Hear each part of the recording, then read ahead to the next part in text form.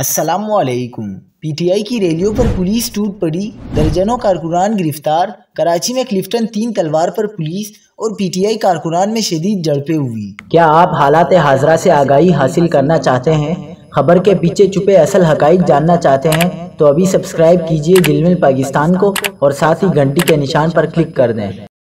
آپ کو بتاتے چلیں کہ کراچی میں پی ٹی آئی کی ریلی کے دوران پی ٹی آئی کارکنوں اور پولیس میں تصادم ہو گیا۔ پتراؤ سے جیو نیوز کے کیمرہ مین الطاف حسین بھی زخمی ہو گئے۔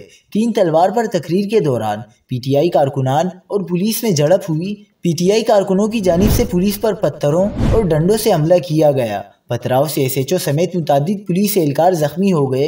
پولیس کا کہنا ہے کہ ایس ایچ او بورڈ بیسن ریاض نیازی کو شدید زخمی حالت میں اسپتال منتقل کیا گیا ہے۔